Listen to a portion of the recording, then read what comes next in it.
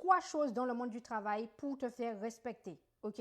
Je suis coach dans le monde du travail. J'ai été harcelée pendant 2 ans. J'ai gagné mon procès. J'ai sorti mon livre sur Amazon qui parle justement des tips que je peux vous donner dans le monde du travail et notamment mon témoignage. Tu prends juste mon prénom qui est écrit directement sur mon TikTok et tu vas sur Amazon et tu prends ton livre.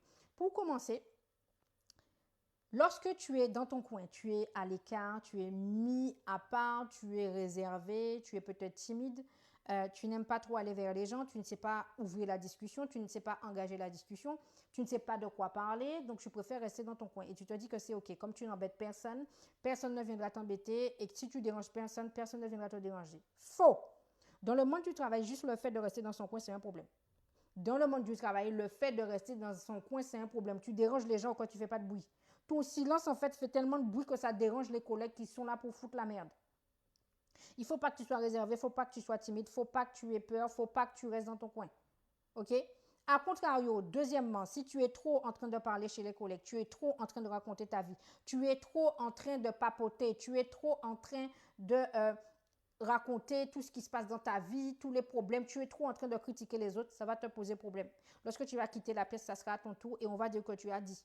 Tout ce que tu as dit va se retourner contre toi chez la responsable et chez les autres collègues. Tu vas voir que tu as même des collègues qui vont te devenir aigris envers toi parce que les autres ont été dit des choses que tu as dites et déformées en plus.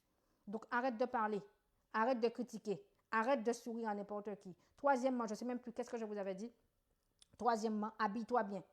Sens bon. Même le fait de sentir bon et de bien s'habiller, ça dérange. Mais ce n'est pas grave. Habille-toi bien et sens bon. Au moins, on va te respecter pour ça. Sachez que dans le monde du travail, si vous êtes mal habillé, vous êtes mal coiffé, vous ne savez pas vous exprimer, on va vous manquer de respect, même si votre travail est clean.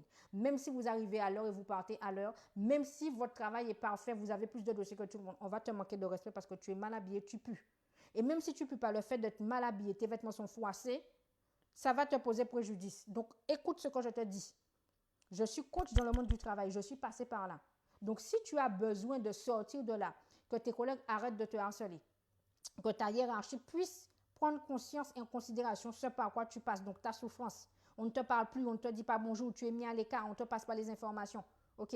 Il y a des rétentions d'informations dans l'équipe. On te pousse à bout, on t'envoie des pics, on te critique. Passe à l'action tout de suite. Tu vas directement m'envoyer un message SOS si tu es salarié CDI, si tu es salarié fonction publique, si tu as une stabilité financière et si effectivement tu aspires à te transformer, tu aspires à évoluer, tu veux passer de faible à invincible, tu veux passer de faible à respecter, tu veux passer de personne perdue qui est dans son coin, qui est réservée à quelqu'un qu'on respecte sans pour cela changer ton comportement et ta façon d'être. Envoie-moi juste SOS en message privé et je viendrai te voir.